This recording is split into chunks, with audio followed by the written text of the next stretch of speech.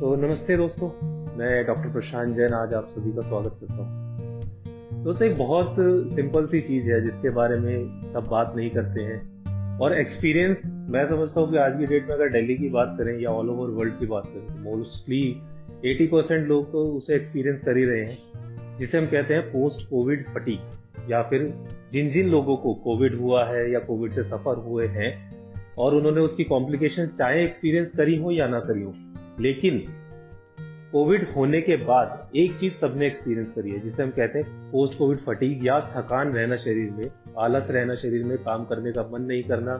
किसी चीज को अगर आप काम करना शुरू भी करते हैं तो उसके लिए थोड़ा सा हिचकिचाना, टालते रहना, ये सारी चीज उसी से रिलेटेड है। यही चीज क्यों होती है, क्या उसकी जरूरत है, क्यों हम इसे बार बार एक्सपीरियंस कर रहे हैं? देखिए, अगर हम बात करें इसके कारणों की तो बहुत सारे रीजंस हो सकते हैं जिसकी वजह से आप ये फटीग को एक्सपीरियंस कर रहे हैं। जैसे जब आपके शरीर में ऑक्सीजन की कमी होती है, उस समय आपके मसल्स को प्रॉपर ऑक्सीजन नहीं मिलती और आप थकान महसूस करते हैं शरीर के अंदर। अब ये ऑक्सीजन की कमी क्यों हो रही है? सभी को पता है, हमने सबने देखा भी है। जब आपको कोरोना हुआ, आपके लंग्स पे सबसे ज्यादा उसका असर आया। लंग्स एक काम करते हैं ब्लड में ऑक्सीजन का एक्सचेंज करके, और वो ब्लड पूरे शरीर तक हार्ट हमारा पंप करता है, तो ऑक्सीजन सारे शरीर में हर सेल तक पहुंचती है। वही यहाँ पे हो रहा है, लंग्स की एफिशिएंसी रिड्यूस हो गई है। रिड्यूस होने की वजह से वो ऑक्सीजन को उस लेवल तक डिलीवर नहीं कर पा रहा है जिस लेवल तक उसे करना चाहिए, और इसी वजह से आप एक थकान महसूस करते हैं। पूरे शरीर काम करने का मन नहीं करता, दिन में आलस आता रहता है, कुछ भी आप काम करने में इनिशिएशन नहीं आता, मोटिवेशन नहीं आता, एंथुजियाज्म नहीं आता। और यही कारण है कि हम पूरे दिन, सबकी प्रोडक्टिविटी कम हो गई है, काम नहीं कर पाते हैं। तो इसके लिए क्या करा जाए, इस समस्या से कैसे निपटा जाए, कैसे इसका सॉल्यूशन निकाला जाए? बहुत सारे ट्रीटमेंट्स अवेलेबल हैं, लेकिन ट्रीटमेंट के लिए आप रेस्ट्रिक्ट होते हैं और जो करवा सकते हैं वो करवाते हैं। कुछ सिंपल चीजें जो आप घर पे कर सकते हैं वो क्या है? जैसे रेगुलरली आप स्टीम लीजिए।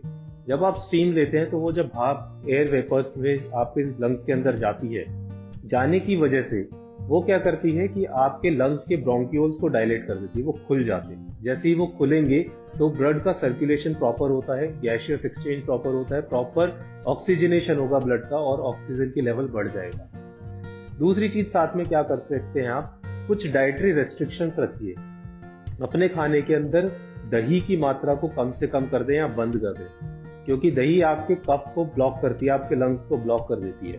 तो दही की मात्रा को कम से कम करें या बंद कर दें। तीसरी चीज आप इसमें कर सकते हैं, अपने खाने के अंदर लहसुन, गार्लिक का इस्तेमाल करें। जो लोग लहसुन खाते हैं उसका इस्तेमाल वो बढ़ा दें। लहसुन आपके बॉडी में जाके लंग्स को ओपन करती है। आप अदरक का इस्तेमाल बढ़ा दें। डेली सुबह खाने में या अपने रोज के रोजमर्रा के जिंदगी में आप लहसुन, अदरक और अदरक के साथ शहद मिला के लें। अदरक का रस और शहद, ये दोनों चीज जब साथ में मिला के सुबह सुबह आप लेते हैं खाली पेट में, तो वो शरीर में जाकर इजीली डाइजेस्ट होती है, आपकी डाइजेस्टिव कैपेसिटी को बढ़ाती है, साथ ही में वो लंग्स को रीजनरेट करने का काम भी करती है, आपके लंग्स के सेल्स को रीजनरेट करती है। तो ये कुछ रोज चीजें हैं जो आप डेली रूटीन में फॉलो कर सकते हैं। साथ ही में इसमें एक चीज और है, जो हम स्पेशल प्रोसीजर की बात करते हैं, जो वमन है। वमन अगर आप करते हैं या वमन अगर आप करवाते हैं जाके किसी भी आयुर्वेदिक चिकित्सक के परामर्श के साथ, तो वमन आपके लंग्स के सेल्स को रीजनरेट करता है। जैसे ही वो सेल्स को रीजनरेट करेगा, आपके लंग्स जो प्रॉपर कैपेसिटी पे आएंगे और वो ये सारी दिक्कतें जो आपकी डीऑक्सीजनेशन की दिक्कतें हैं, ये खत्म होनी शुरू हो जाएगी। तो मैं आशा करता हूँ आपके साथ कुछ अपना ज्ञान शेयर कर पाया हूँ, कुछ आपको नॉलेज प्रोवाइड करवा पाया हूँ, और इससे सारे ही लोगों को ज्यादा से ज्यादा मदद मिलेगी। धन्यवाद।